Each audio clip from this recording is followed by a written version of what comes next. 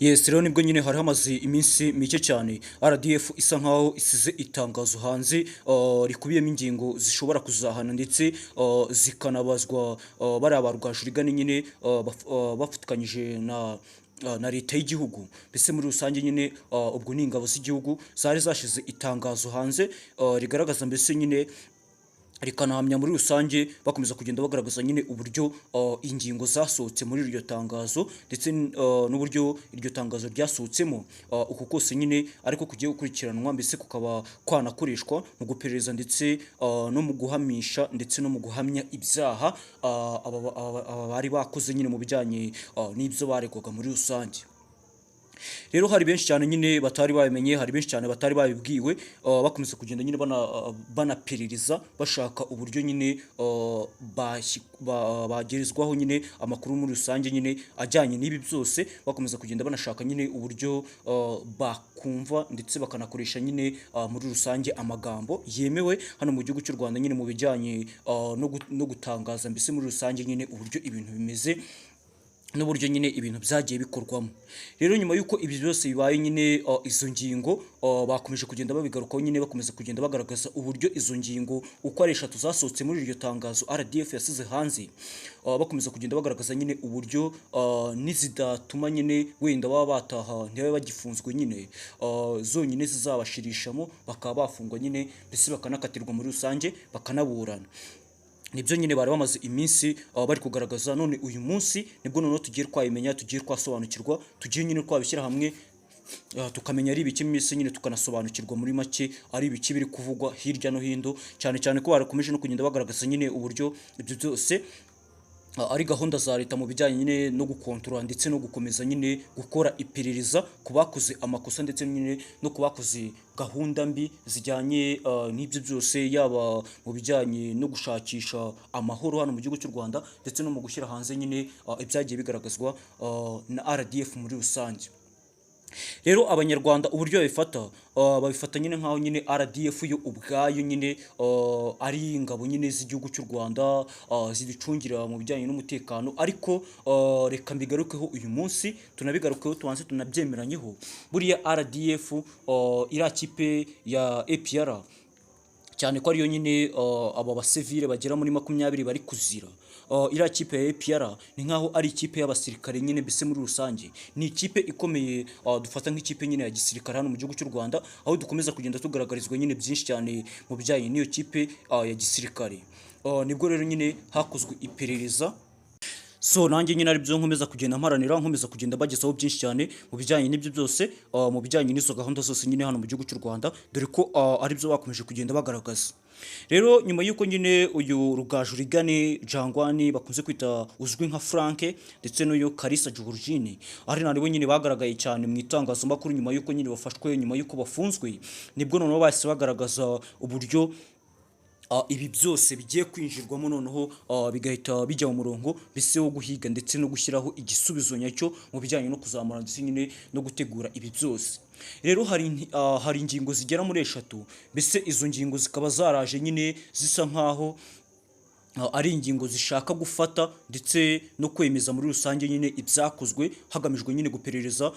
ari nabyo nyine ukuriye abasirikare cyane mu ikipe ya APR yakomeje kugenda bigaragaza nyine akomeza kugenda agaragaza uburyo ibyo byose bigiye gukorwamo mbese bikanashyirwa no kuri gahunda mu bijyanye nyine no gukoresha izo ngingo ndetse mu bijyanye no kuba bashyiraho izo ngingo zose. Rero turi gutangira mu cyegeranyo cyacu tusa nkaho tugitangiye, nababwiye ko izi ngingo ubwo zigera muri 3 zishobora gushyirishamo cyangwa se zikaba ari amahirwe cyangwa se inkuru nziza ku banyarwanda, nyuma yuko nyine aba bose bari batawe muri yombi, yaba Rugaju, yaba Kalisa, yaba na Jangwani ndetse n'abandi basivile bagera muri 17. Aba bose nyine bakaba barakomeje kugenda bagaragaza nyine uburyo izi ngingo ndetse n'ibi bakomeje kugenda bagaragaza nyine mu bijyanye n'iperereza ryabo bigomba kuzakorwa. So rero nyine nibwo nari nakomeje kugenda bibabwira, nkomeza kugenda nyine mbishyira muri gahunda, ariko wenda nubwo nari maze iminsi mbikora ngenda nkomeza kugenda mbibashyiritsaho, hari ingingo nyine zisaga wenda izo 3, reka nzisubiremo gake nyine nzinyuremo gake, noneho wenda wowe uri kureba iyi video utari wazumvisha cyangwa se utari wabonye iri tangazo rya RDF uzisobanukirwe, ese nyine umenye ari ibiki muri rusange nyine, ubwirwe ibyo utari wamenye ndetse n'ibyo utari wabwiwe. Ingingo ya mbere isa nkaho nyine bagiye bagaragaza ko ubufatanyacyaha mu gukoresha umutungo wa leta mu buryo bunyuranyije n'amategeko aba ari ikintu kigomba guhanirwa, mbese akaba ari n'ikosa rikomeye cyane, mbese nyine rifite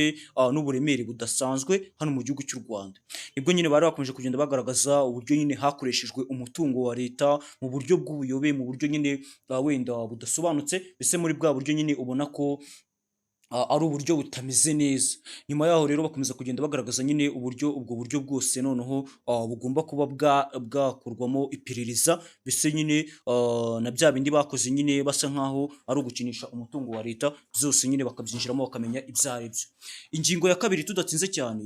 hakoreshejwe ubufatanyacyaha mu kwakira no gutanga inyandiko itemerewe n'amategeko. Ubwo nyine ni inyandiko itemewe, hari hahandi nyine usanga harimo inyandiko mpimbano, inyandiko nyine zidafite ibisobanuro bihwitse, mbese aho ukomeza kugenda usanga nyine ari za nyandiko ziba zifite nyine ubusobanuro budasobanutse muri rusange. Nyine bakomeje kugenda bagaragaza nyine uburyo izo ngingo zose zakoreshejwe bitari ngombwa, nyine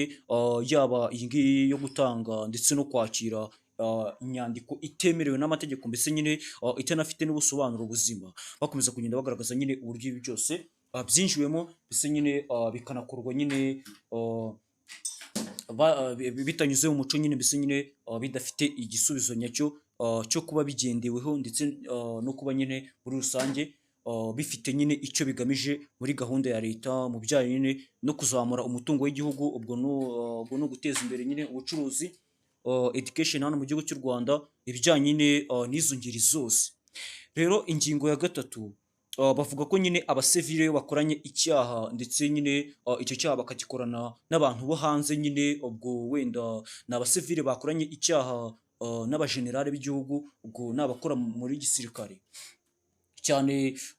nk'abarimo nyine barezwe baregwa nyine ibijyanye n'uko bakoranye icyaha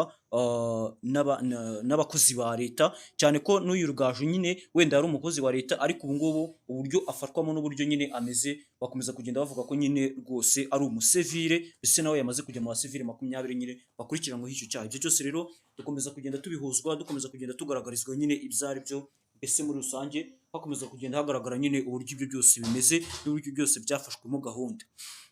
Rero wenda wowe twabanye muri iki cyegeranyo, hari ibyo nyine twari tuje tugarukaho, dukomeza kujya tugaragaza nyine uburyo wenda hashobora kuzamo amahirwe mu bijyanye na gahunda za leta. Ariko